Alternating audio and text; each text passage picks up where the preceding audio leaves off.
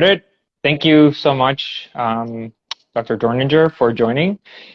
I'm going to do a really quick intro of you, just so that everybody's on the same page in terms of who you are and what you're doing, and we'll sort of jump from there.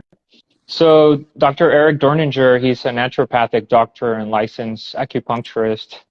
He's the founder of Roots and Branches Integrative Care, which is one of the major clinics dedicated to treating biotoxin patients with CIRS. What's really cool about Roots and Branches is that you and your clinic, you figure out a way to integrate the best of both worlds, which is a combination of traditional medicine, and a lot of that is embedded in, some of the foundations of the shoemaker protocol, and combining that with the best that functional medicine has to offer, which I think it's really cool. It's very unique in this, certainly in this illness space. And maybe we can talk a little bit about that as we start talking. And Dr. Dorninger is also the co-founder of CIRSX, which is the one and only conference that's held annually, where we get to hear about all the latest discoveries and new trends on CIRS. And I'm really excited that I'm going to be able to join this year, which will be in May, the conference in Frisco, Texas. And I was fortunate enough, thanks to Eric himself, that I was able to join last year in the Boulder sort of venue, and that to me was a huge moment for me, both at the level of a patient, being able to be part of a community, which we'll talk about as well, but also in terms of my professional career and how do I get involved in CIRS, because I feel like I have a lot to give and I want to try to do that. So that's CIRSx. And Dr. Dorninger is also the host of the YouTube podcast called the Vitality Hour, which has some really amazing content, including interviews with doctors, environmentalists, and CIRS patients. You should check that out if you haven't. So, Eric, it's again an honor for me to have you here and do a little bit of a chat about CIRS. And one of the things I guess I wanted to spend some time talking about is that aside from all these amazing things that I mentioned, you're also a CIRS patient yourself, a graduated patient, someone who's gone through all the, the ups and downs, the best and the worst, and now you're sort of, a fully functional member of society now that's sort of doing everything you can on the CIRS front. So I was wondering if you could tell us a little bit about your journey with CIRS. So what was it like for you discovering this illness? How did that happen? And then as a patient, what did your recovery journey look like? And then how did that experience as a CIRS patient ultimately change the way you sort of approach and practice medical care? Woo! That's more than a lifetime right there. You just unloaded so much. The first thing I wanted to share is that it's been a little disappointing to see what's happening with functional and holistic medicine. And I just want to preach to that for a second. We do diagnostic medicine at our clinic, and functional medicine is complementing physiology, enhancing biochemistry, helping certain body parts, gastrointestinal system or neurons, perform a little bit better. But Yeah. I think where we need to shift healthcare back to is identifying and treating the underlying causes of human illness. And what's unique about our clinic, and shouldn't be, is we'll take something like a migraine headache and go through all the history, all the labs and imaging, everywhere you've been, and then we will say, here's the 100 things left to evaluate that could be contributing to creating the inflammatory storms that subsequently your headache. And then you need non-fad lab validated imaging and labs to prove what you're thinking, your guesstimates are right or wrong. And all the yeses will become the treatment plan that will graduate a patient, and all the no's will be things you stop wasting chronically ill patients' time, money, and energy on. I'm very big at slamming urinary mycotoxins That's a test that can show exposure. It is not a test that can separate healthy controls versus sick patients. So it's not a diagnostic. And what I mean by that is healthy people have the same level of urinary mycotoxins as sick patients. And no data has ever been published on saying if you're healthy, you have this level of urinary mycotoxins, and if you're sick, you have this level. And then we applied treatments, and those symptoms all went away, and your urinary mycotoxins normalized. So challenging everybody politely, show me the money on validated labs and imaging. Have you clinically validated the labs you're using in your practice to truly figure out the underlying causes of chronic illness? And that's my story. That's how I graduated. I did a whole lot of good stuff, a whole lot of nonsense, and wasted a lot of my own and my family's time, money, and energy in the process. And we really wanted no other family or individual to go through that again. So my journey started in hospice and riding on the ambulance as an EMT. And so I have a deep love for the best of conventional model, and then I want to flush the rest of conventional model. And that's the same for naturopathic medicine. That's the same for functional medicine. That's the same for traditional Chinese medicine. And along the way, you're not going to make friends with everybody when you challenge places that people are wasting chronically ill patients' time, money, and energy. And I don't need more friends. I have you, Christian. I have my crew here. I have my high school crew, my college crew, my Bastyr crew, my jiu-jitsu crew. I'm a blessed man when it comes to community. I'm not worried about you liking what we do. I'm worried about, are you wasting time, money, and energy for the chronically ill? Because they're overwhelmed, they're gullible, they're vulnerable, they're desperate, they're in financial stress, they're in marital stress. Kids are having to get homeschooled, sometimes for good reasons, but other times just because they can't keep up. They're getting offered Adderall, antidepressants, and no one is drilling deep for them to find the underlying causes. So they wind up doing trial and error medicine in conventional model with prescriptions, this antidepressant, that antidepressant, this migraine drug, that migraine drug, or they do trial and error medicine in functional medicine.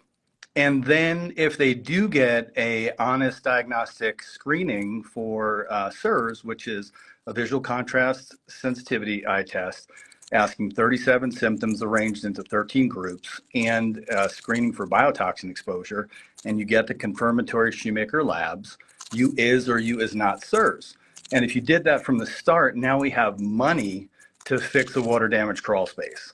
But if it took you $75K in IV ozones and urinary mycotoxin tests and weird activated charcoal and blah, blah, blah, I run on the ambulance. There is an actual use for activated charcoal, right? There's poisons that activated charcoal binds. Dr. Shoemaker applied charcoal to CIRS patients, and MMP9, TGF-beta, and C4A did not normalize. The inflammatory cytokines didn't normalize. So I think we really have to call out the pink elephant in the room. And the problem with healthcare is we're focusing on what you have and then doing Band-Aid treatments, natural or prescriptive, rather than why you have. And we need to spend the chronically ill patients' money wisely on why you have, because they're going to have a $20,000 dental project left, or they're going to have a $75,000 remediation remodel, right? We're going to have to do the fancy pants, envirobiomics, lists, et cetera, on endotoxin and actinos and so on and so forth. So I just want to share that we got to take the best of conventional, the best of functional, the best of naturopathic, the best of traditional Chinese medical, and flush the rest. Yeah. And we need to challenge everything politely. And I know one of the reasons I love you, Christian, is you have a freaking PhD at the end of your name. So I know that even though you were studying and learning in moldy buildings, that you are of the culture in PhD where you really need to bring the data or you kind of get made fun of. And we need to bring that back. We need to stop, being so cushy toward doctors who are wasting patients' time and energy. And we need to say, bring the data or stop doing that. And that's why we're so grateful to have you as part of the CIRS community, because we need to publish real data in larger scale numbers in high impact journals to affect public policy that then will finally change construction practices. And if we can't do that, we're just spitting in the wind, you know, and our motto at Roots and Branches is one patient, one person at a time. And we love that. In that beautiful symphonic moment where you're breaking down a case and really getting answers for a patient.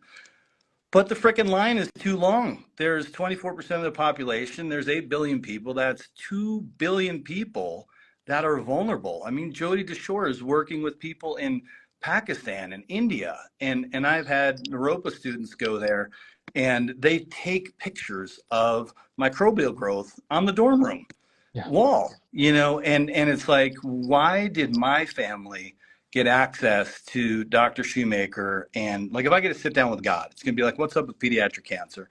And then it's going to be like, what's up with, I got lucky enough to realize why I wanted to put a Glock in my mouth, have suicidal ideations, brain fog, fatigue, while living a charmed life. You know, my family had issues like anybody, but my mom was a pretty incredible person.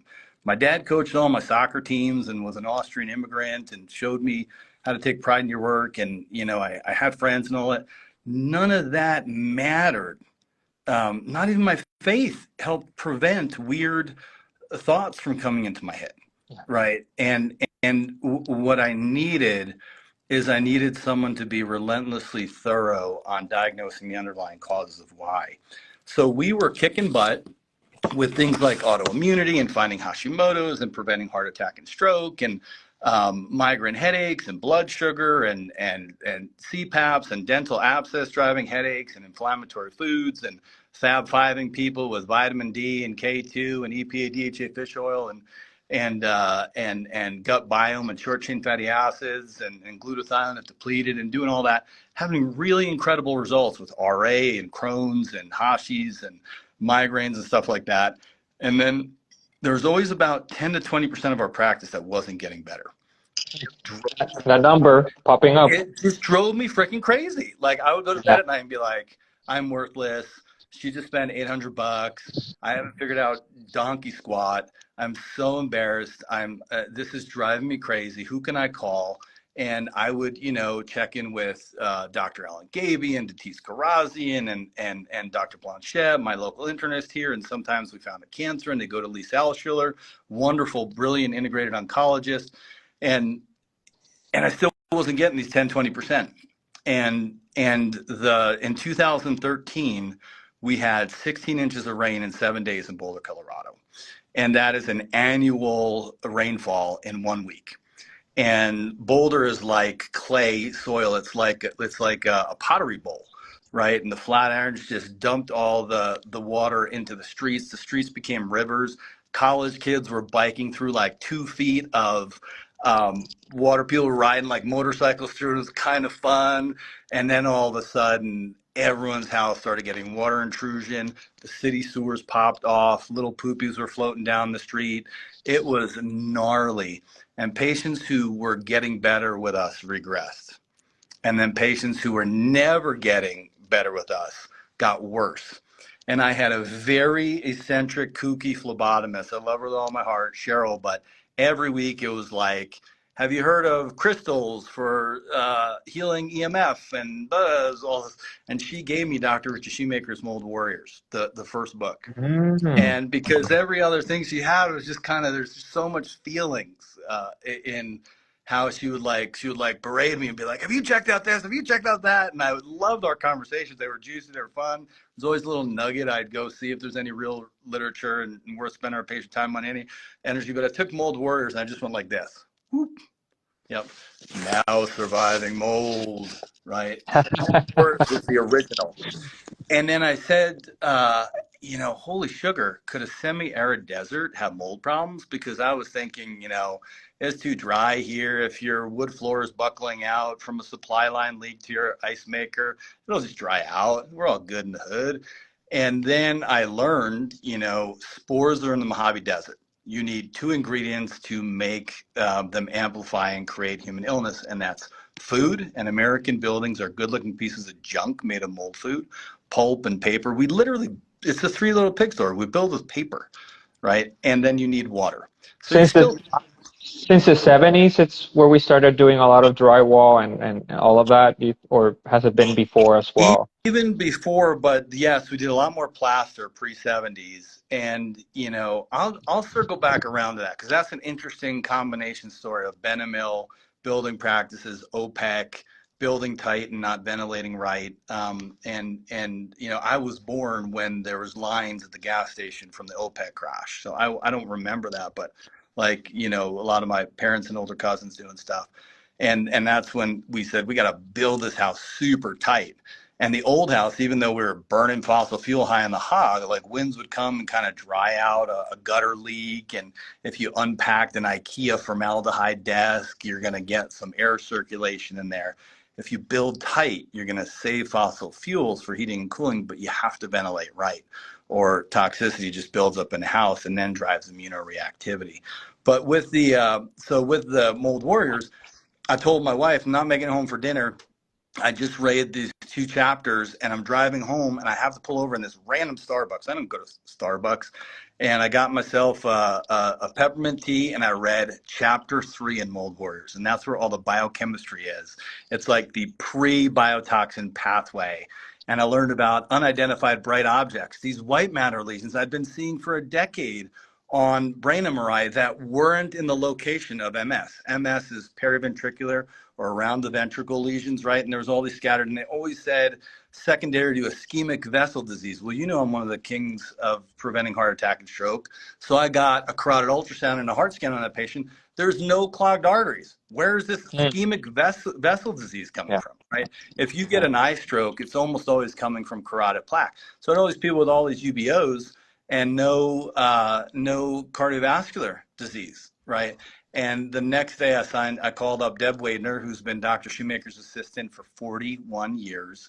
He found her at a deli in Pocomoke, Maryland, and said, I think you're smart in this. You want to come on the professional journey of a lifetime? And he pulled her from the deli, and she's been the administrative assistant, the person who runs all the genies. She's put together all the tables for over 40 peer-reviewed published papers as the deli girl, in her words, from back in the day. So she's a total juggernaut. Called her up and I was like, get me on the physician training program. I need to learn how to do this. And I've been getting yelled at by Dr. Shoemaker for over a decade now. So the rest is history. So yeah, so that's how we got to that. We were not doing great. We were living like a B plus, C minus experience on brain health and on mood and agitation and exercise tolerance. And we had 40 isolated water damage experiences in our house. And so some of This them was after the flood? pre-flood. We were Pre-flood. living in many of those, and then many more came from the flood. One of the biggest ones we had from the flood is a lot of people's basements were saturating from the bottom up, and a lot of people had sewer pipe backup, poopy water with water damage. What we had was they failed putting on flashing on the chimney, and when the rains came, the entire north wall of our house came, and we had friends who lost their house that were living in our garden floor. So we're like, come on over. So we had like 2 families, and our friends like, your house don't smell right, bro. And I'm like, I know, it's a little funky, isn't it? And she's like, no, it's like, I think you have mold. Like all these things started converging at once. The mold wars, physician training, friends staying with us are like, thanks, but no thanks. You know, like they don't even have a house. They don't want to stay in my moldy garden level apartment, you know? So, so we ran the labs, the proper blood work on everybody. And really quick for our listeners, if we have any docs or any coaches and so on and so forth, the original confirmation of CIRS is based on 10 biomarkers. And if you have 4 of 10 or more, you have confirmed CIRS in later data sets. What's published, if you're going to court and you need to prove it, it's 5 out of 10. And that's a failed VCS, HLA, TGF beta only from Quest now. LabCorp has changed the way they do TGF beta, MMP9 from either, complement 4A only from National Jewish Non-Futhan, and sometimes Quest will courier that for you. alpha melanocyte stimulating only from LabCorp, ACTH cortisol from either, ADH osmolality from LabCorp, low VEGF, and gliadin antibodies. There are now over 32 biomarkers for helping suspect, confirm CIRS, but those were the original 10. And in Dr. Shoemaker's 10,000 biotoxin ill versus 500 healthy controls, he never had a healthy control who had more than 3 of those positive, and he never had a CIRS patient who had less than 4 of those positive. So I passed my VCS during the entire violently ill experience I had with CIRS. And Peg DiTullio, who's going to present with Christian at CIRSx May 17th to 19th, patients are invited. Patients will lead the revolution on this. Patients will ultimately be the biggest people affecting policy change, but we're going to help them have the data and the publications to do it. And Christian is bringing incredible stuff. He and Peg DiTullio have been working on together. But I did not pass the VCS. The reason I bring up Peg is Dr. Shoemaker had a 92% fail rate on VCS in his data set, a 5% fail rate of VCS in healthy controls. Peg had 50% fail rate in her CIRS patients, 5%. So somewhere in that 50 to 92% is the amount of CIRS patients you expect to fail VCS. It's not as valuable if you pass it from the get-go. It's very valuable if you fail it, because once you pass it, we can say, hey, I think we're doing better with exposure, and we can even start winding down on well-called cholestyramine. So, so per my experience, I was sick as hell and passing the VCS. I learned about those 10 biomarkers. I ran them on my family. Anticardiolipin antibodies is not one of those confirmatory biomarkers, but it's higher. It's in 20 to 30% of CIRS cases, and it drives miscarriage. And my older Wow. Yes, and that's Chapter 3 Mold Warriors. If you want to hear a crazy story, Dr. Shoemaker was seeing a Amish. I grew up in Jersey, right? So on the west coast of Jersey is Pennsylvania, where the Amish live, and they make all the great food, and they were doing organic before organic was organic, you know, and my aunt gets like her milk and goat's milk for them and all that stuff. But there was this Amish woman that he saw, and she had 13 pregnancies, 9 miscarriages, 4 full term. And everybody thought she was Lyme because she's in Lyme country. If you grow up on the East Coast, you know about Lyme. It's real, right? And when people like never left Colorado and they're like, I have Lyme and 15 co-infection, I'm like, really? You know, so again, doesn't mean I don't believe in Lyme. It means there's a confirmatory way with validated labs, published stuff, not some of the quasi-science labs that are on the market. But he did the confirmatory labs. She was CIRS water damage building molds. She was living in a moldy barn, and treated her, and her anticardiolipin antibodies normalized. So there's really only 2 major groups that know anticardiolipin antibodies: OBGYNs and Shoemaker certified providers, right? So the reason it's so important to me is if you've ever sat with a woman who wants to start a family and has a miscarriage, it'll twist you. Like you'll drive home really weird that day with loss. And that's, I imagine, like a sliver of what she's feeling, what her family's feeling. Maybe her mom and dad were ready for grandbabies, and all we had to do is look at anticardiolipin antibodies at her before she's considering starting a family and address CIRS, right? So, and that's even before you get into the kids who make it into this world. And you know, we're seeing a woman right now, she's got sick at 15. She's been to over 60 hospitals and doctors. She's coded 4 times. So she's died 4 times, and she's in her 30s, and she's CIRS. And in their private money, they're easily over $1 million in. They're easily over $2 million in United, Aetna, Cigna paying. And just so everyone knows, your insurance gets to be done with you. Everyone's insurance is a cutoff. So, you know, United, it's somewhere between 1 and 3 million usually. And once they're done, that's where you're going to fall on Medicaid, right? So Aetna's done. They paid you $2 million in, you know, iron infusions for a Crohn's patient who's bleeding out their butt every weekend, and so on and so forth, right? So I ran these on my family, and we to this day have some of the highest MMP9s, anticardiolipin antibodies.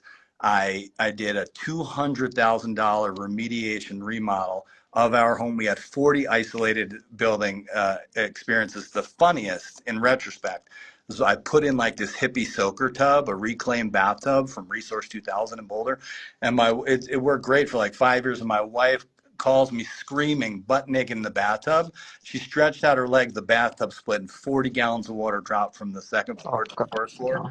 Our herbalist friend Katie was living in the basement. She's like, guys, and it's literally peeing out of the ceiling.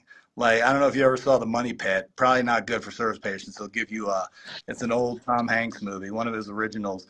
But that we bought The Money Pit. And then, like, anybody who liked weed and owned a fan moved to Colorado to help with remediation. So we had this guy, Terry from Texas, who had his RV parked out in front of our house with like our garden hose hooked up to his shower. He would take our plums and make plum wine. That was one of our remediators. I didn't have Bill Weber and Michael Schrantz and Larry Schwartz and Greg Weatherman and Cindy Edwards and the gang to say, here's how you vet a remediator. And we didn't have anyone trained up. And if we did that house over again, and I don't suggest this to anyone, it's a case by case situation, it would have been much more cost effective to get a demo crew to rip everything to the studs and then have spot remediation and then do a small particle cleaning, because like the supply chain to the kitchen got the kitchen floor soaked, then went across the wood hallway floor, that buckled, went all the way, got all the 2x4s, and my son was sleeping right next to massive microbial growth behind the drywall, invisible, right? And without ERMI, we wouldn't have been like, okay, this isn't good enough. And then we finally got some remediation companies who, once they started, they wouldn't stop. They actually did industry standard, which is to cut out any water damage, not microbial growth. If there's water staining, you got to go 12 to 24 inches in all directions. No different than cutting out a cancer and getting clean margins, right? Yeah. So, and then we all got better. And I literally tell patients all the time, like, I'm getting a little verklempt because you're taking me down, like, holy sugar, it's been a decade. And I joke with patients all the time, but it's dead serious. Me and my wife are going to get divorced every other week when we were in CIRS. No one knew why we were so stingy and agitated and intense and worn out. And then we both fell in love with Netflix and didn't even hang out anymore. It was like, this is a run out the clock situation. Get in bed, watch my show, pass out, and maybe I'll feel well again tomorrow. And then all of a sudden, the brain fog starts clearing, and it's like an X-file. Yeah. You're like leaving the X-file. So anyway, that's our story. That's what needs to change in healthcare. We need to switch things from what you have to why you have it.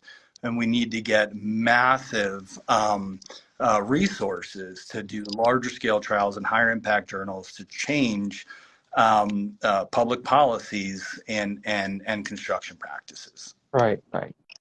Wow. That's incredible. One thing I want to piggyback on really quickly is you mentioned in there in the process of remediation, you mentioned the ERMI or some kind of environmental dust test, and a lot of people I think get caught up with the value of doing something like an ERMI, and they think it's either going to be fully diagnostic of everything that's happening in your house, or it's useless. And the truth is that it's somewhere in the middle. It's like if you know how to use it, and in your case, it sounds like that was a very valuable piece for figuring out sort of pockets in your house that could be problematic and inform the remediation process. And I think that's something that people need to. It's good that they're aware of this. That yeah, the ERMI is not going to tell you exactly what's going on in your house, but if you know how to use it, it can inform what could be the kinds of issues that you could be experiencing, and then you can follow up, with either some remediation or some kind of consultation with a CIRS trained IEP. And it sounds like you were able to, proceed using sort of something like that in your case. No, I was learning from super intense, gruff, rough, tough, really come down hard on you for not doing your homework and being prepared for your conversation, Dr. Richie Shoemaker. So, and I'm really So, glad you, while yeah. all of this was happening, you were essentially having Yeah, guidance so I from Dr. was Shoemaker. I bringing see. him my family labs, bringing him my Hermes, and I remember we had a Hertzme 2 score of 4, but the Stacky was a 5. Hmm. And just for our, and I'm really glad you bring this up because there's 3 things I want to say about this. And the first is, do not let an inspector play doctor in your house. So we have the people who hang out at CIRSX and Surviving Mold Community, and we know that they know the illness and the basics of the healthcare side, the inspector, right? But we have people who will look at a mold plate or an air sample and say, Mrs. Smith, your house is fine. You're all good. And I say, oh, you're playing doctor now. Curious. Can you give me the medical paper that shows me what level of air sample is statistically likely for my patient to heal their health condition in this home? Can you just send that to me? There is none. There's one paper, and it's on ERMI Hertzme 2, and the Hertzme 2 roster is the only published tool to statistically likely say Christian, Eric, Phoenix, Sarah, whoever is going to get better in this house. And it's not foolproof. It's just the only published tool that says statistical likely, and that has to be less than the 10. The Hertzme 2 raw score, the final score has to be less than 10. And we had a Hertzme score of 4, and that should pass it. But then there's the art of the Hertzme, where Dr. Shoemaker saw a Stacky of 5, and what we know is that Aspergillus, Penicillioides versicolor, and Wallemia are xerophilic molds. Like a xeroscape is a low water landscape. A xerophilic mold is low water needing mold. So they can propagate off of the first time I really understood Wallemia was a Texan patient said, oh, the green fuzz on the basketballs. I was like, green fuzz on the basketballs. And the public school system shut down the AC in Houston to save money. But you Oh, have wow. Wallemia everywhere. It's everywhere, right? You need 2 things. You need food and you need moisture. So the tennis shoes, the basketballs were the food, and then the humidity would go up in the school buildings and Wallemia would grow. So those can come off of people aren't using exhaust fans for their showers. They're cooking well at a cooktop stove. They have a dirt crawl space without a 9 mil vapor barrier that prevents moisture from coming up. The crawl space is invented. It doesn't have a negative pressure fan that very gently pulls air from the home into the crawl space, not letting crawl space air come into the home, all that stuff, right? And then there's Chaetomium and Stachybotrys. And even though all of these molds got their start in nature, those grow very well in wet indoor environments. So when he saw that Stacky of 5, literally, this is my Dr. Shoemaker person, something's wet here, right? That's what he said, right? And we found it, right? Now, that Stacky of 2 could be a plumber, was at someone else's moldy house that came to do work on your house, and they tracked in a Stacky of 2. It's a crime scene investigation tool. It's what Olivia Benson and Ice-T use on Law and Order SVU to find out whose sperm cells or skin cells. The same technologies. qPCR, they're just amplifying the DNA, but where Steve Esper from the EPA said, let's try and use that for molds, for microbes, right? So that's how we got there. And, don't let inspectors tell you if your house is right. Just let them give you the data, right? And if they're a CIRS, CIRSx just finally came out with their medically important remediation course. So if you go to institute.cirsx.com, your remediator who's like earnest, they want to get better, but they just don't know the devil in the details for healthcare clean. There's now a $495 course where they can get a badge. We want to know those people because we want to support them, vet them, keep them out of your house if they're baiting and switching science, if they're fudging stuff, get them in your house if they're doing the job right. We have endless work for anyone who wants to do things right. Endless work, right? And per your comment, Christian, is if you don't do it right the first time, the finances, the time, and the energy are endless. So I did hospice and ambulance and private practice, but during private practice, I was working in a retirement community, Fraser Meadows, for 10 years here. Fraser Meadows and Balfour are our Cadillac facilities for independent living with assisted living and the memory care. Memory care at Fraser Meadows is $25,000 a month. That's Wow. $300K a year. How many buildings could we fix? How many ERMIs could we get? How many neurocons could we buy? And that's where you're going to wind up. people are so worried about the apolipoprotein E4 gene, right? It's like that doesn't hold a candle to how many people CIRS is dementing, right? Yeah. And that's so Right. much easier. It's like low to no alcohol, hyperdose your EPA fish oil, exercise, clean up your diet, fix your apnea, your dental if you have it, and you're fine with ApoE4, right?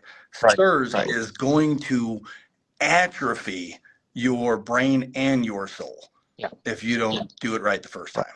Right. And none of those things, as lovely and as great as they can work, they don't work as intended. And I certainly experienced that where I did all these crazy functional treatments. Not crazy, but like I went down so many rabbit holes before I really understood what was happening. And every time I tried something, it kind of worked, and then like 2 days later I'm back to square one, and that was like the pattern. And with Yeah. whether it was diet, whether it was supplements, candida protocols, whatever, it was the same pattern over and over. So we do targeted nutraceuticals, right? If you have a vitamin D of 18, we want you to have a vitamin D of 90, right? And Yeah. and that's lab-driven truth for your body. It's not trial and error supplementation, right? But when you name a product a Miracle Mold Detox Box, that is predatory marketing. That is telling the desperate, gullible, vulnerable patient, hey, take this box and it'll be a miracle for your mold issues. And then I have to cry with them and hold their hands and say, I'm sorry you spent $75,000 in nonsense to get to a $10 to $20 VCS, a freaking free clustered symptoms, and free questions of have you had biotoxin exposure, right? To screen for you is or you isn't this illness. And that's where we get really intense because my loyalty is to the patient, to the patient's time, money, and energy. And the episode 8 of the Vitality Hour. Those three guys, Aaron Pettigrew is going to present his story at CIRSX, and Great. Chris Foss and Tim Martin.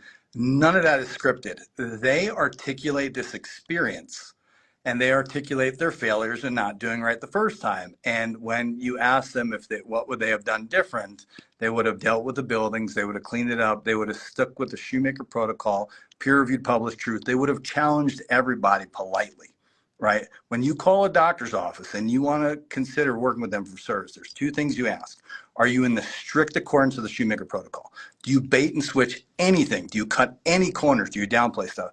And number two is, do you get dirty with the buildings? Are you Mhm. going to help me figure out my buildings? Do you know local inspectors? Do you know remediators? Do you get on the phone with them on the way home from work and say, hey, you're screwing up Mrs. Smith's house?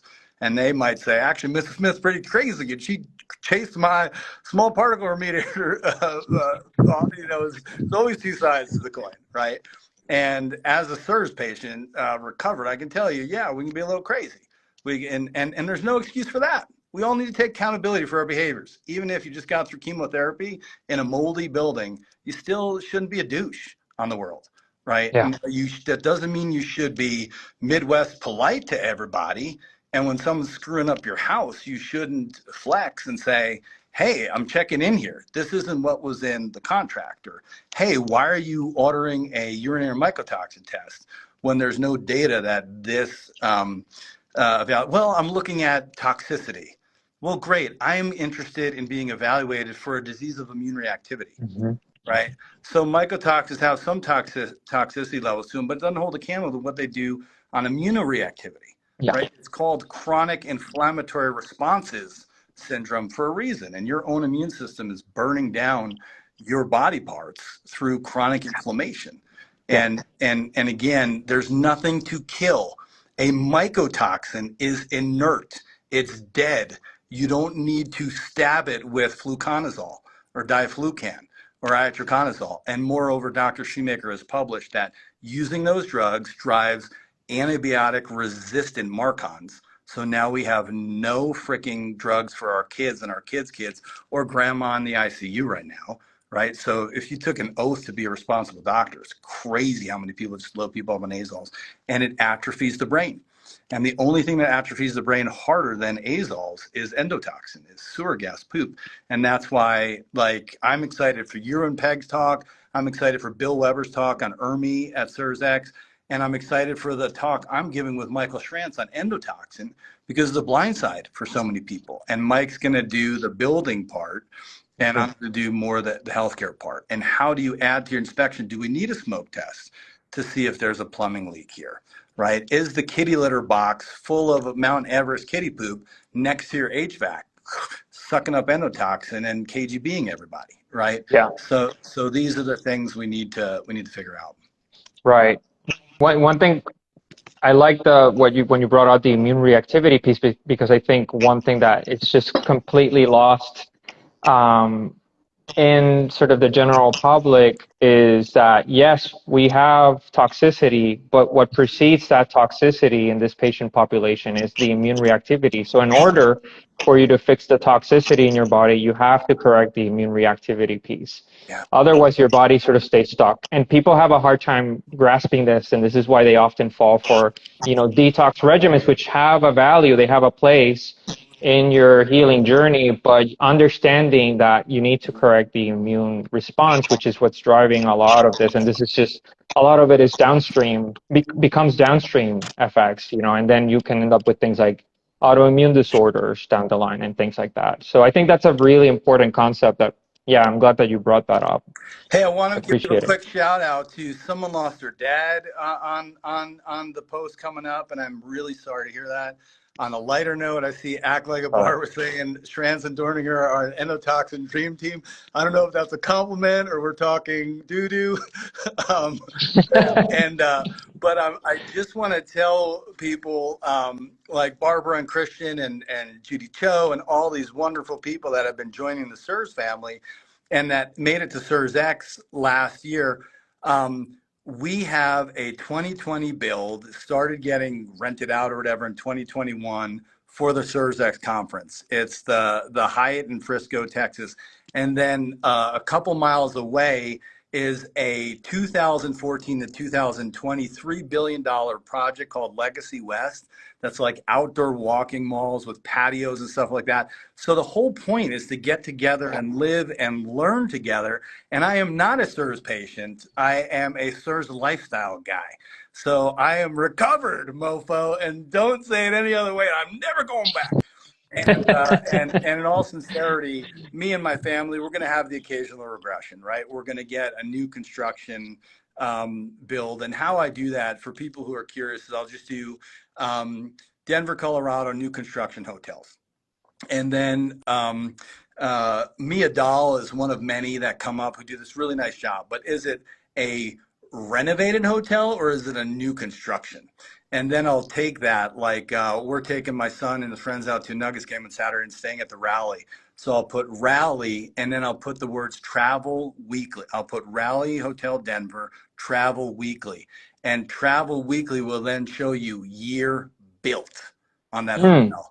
And that is the traveling nugget of the day, because everyone on this call needs to recover. We need to get better, and then we need to help everybody else get on the other side. But we're not going to suck our thumbs and never do a surf trip ever again, And then there's things like wakes, funerals, weddings. I don't have total control over, but I'm going to go to my best friend's wedding, and I'm going to get a little whacked out. But I'm going to take my cholestyramine well call 3 days before the trip, the entire time during the trip, and then for about 3 to 10 days after. If at 2 weeks after doing high dose fish oil and your well called cholestyramine on a travel trip, something's not right, then you call your doc and have them rerun labs. But even when I teach for Apex now, functional medicine, I would say, don't book me if we're not doing a new construction hotel. For not this weekend, but the next week in April 2021 in Denver, if anyone's around, we're doing functional medicine with Apex, and we're doing it at the Vibe in Rhino District, which is 2022 built. And it's just so nice to see people like make it through a weekend without being like, I really want to hear Dr. Shoemaker talk, but I'm seizing. And you're like, so we really do our best to try and make sure we get a safe place to learn the conference, but then also have like some fun outdoor coffee shops and gluten-free places with patios. So like you can have lunch with Christian or John Banta or Dr. Shoemaker's our keynote this year, and he's in person. He's in We don't know how much person. longer that's happening, Yeah. right? So while I love, the CIRS group and CIRSLab and all these great next generation is because our elder council is not getting any younger, and they can't carry the torch anymore. I'm somewhere in the middle, and then we have the next crew who's going, we believe in data-driven truth and graduating the chronically ill. Right. And it's such a, I would do my job for free. I remember riding this boat in China and talking with this garbage man and his doctor, and the medical doctor got like $2 an hour more than the garbage man. But he like loved that he got to study, and he also loved the prestige of it, But I thought, like, do I love my job enough that I would do it regardless? And the answer is yes. Yeah. And that's what we are all getting to do. We're getting to really help restore creative, productive quality of lives, and then hopefully finally get under the dirty secret of our building practices, so that we can no longer need to go to work. And it's just kind of like it's done. And but until then, we got 2 billion people minimally that are threatening chronic mystery illness. And it's interesting. 3 out of 4 of us on episode 8, real CIRS patients on Vitality Hour, had full-blown suicidal ideations with faith. We believe in something higher than ourselves, able to make our mortgage. We can shop at Whole Foods. We have friends. We're in relatively healthy marriages, right? We all have our problems, and it didn't matter. It didn't matter. So who's the person who's like getting molested in a moldy basement? Like, what do they feel like? Geez, so we got a lot of work. Did that correlate with Gini by any chance? At least in your case or in any other cases, we have a biomarker that's associated with post-traumatic stress disorder, and there's an idea that there's a correlation between elevation or upregulation of that Gini marker and the proclivity for suicide ideation. I don't know if you saw that, but so that's a great question. FKBP5 is the trauma gene that the DoD did a lot of studying on. And what Christian's saying is there's a gene that when people get traumatized, turns on and starts manufacturing inflammation. So Tommy could have told you you're an ugly snaggletooth in 8th grade, and you have joint pain at 22 years old from that experience, right? I'll give you my little spiel on that gene. We don't know enough about it yet, but what I will tell you is it doesn't titrate, because there are people who have multiple rape traumas and it's not turned on. Then we have people who are just in a constantly low-grade hypercritical marriage and it's turned on. It's wild. And then DNRS, Gupta, and Joe Dispenza's work, we have 7 patients, N of 7, but 2 did the other 2, and 3 did the other. I think 3 were DNRS. But the people who did that work in earnest, when we redid their gene, the gene turned off. And this is so important because Dr. Shoemaker is a boss, and he don't need to impress anybody. He don't need no more friends. So when you saw that gene come up and you're on a genie call with Dr. Shoemaker, like, I don't know what to do with the FKBP5. Like, you're the naturopath hippie. Like, you figure it out. And we're like, okay. The Shoemaker protocol doesn't treat the FKBP5 gene. And once in a while, like literally once in a while, you won't have any of the molecular metabolism from CIRS. You won't have any of the exposures. And their inflammation is from trauma. And they need to do that work. Mostly what you get is both, right? But what you have to be aware of is Annie Hopper's not doing this at DNRS, but some of these coaches want to be like, just sniff this ERMI while you're doing DNRS and all your problems. No. The DNRS and Joe Dispenza's work and Gupta type stuff, they treat the FKBP5 gene, but they don't treat CIRS, right? And then I'm going to tell you 3 groups. This is totally anecdotal. Meditators, people in genuine Christian communities, and people in big, deep community, like they have a CrossFit crew, or they have their Colorado hiking club and their choir that they've been singing for 20 years. Those 3 people, anecdotally, when I'm like, wow, this FKBP5 gene is going to come in hot, and it's not. So it seems, this is totally anecdotal, but it seems like community, believing in something bigger than yourself, self-regulating your parasympathetic nervous system. So it's like, again, whatever your jam is, make sure that you're not isolated, because this is a disease of uptightness and a disease of isolation, Yeah. right? Yeah. And make sure that you're still hanging out, even if it's on your terms. It needs to be at the park or whatever. Make sure that you realize, um, God doesn't abandon people. Just promised us no problems. Promised us we're going to have problems.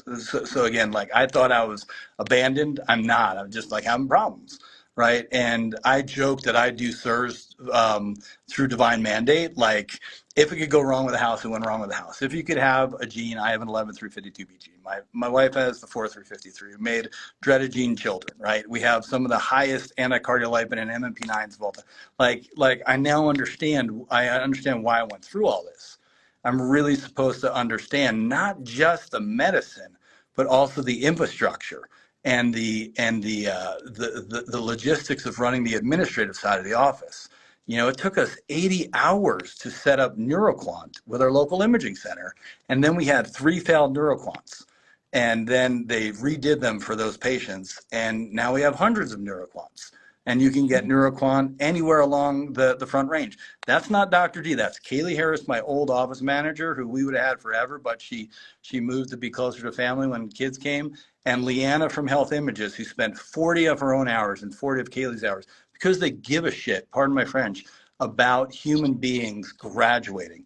And the NeuroQuant, and I'm speaking to one of the NeuroQuant kings, like the NeuroQuant, when you really understand what we can do with that image and that technology, it swells your heart with the most exciting scientific joy and the most exciting spiritual and emotional joy, because it's going to be a tool that really helps graduate people. Yeah. So Yeah. Well, we have to unfortunately end.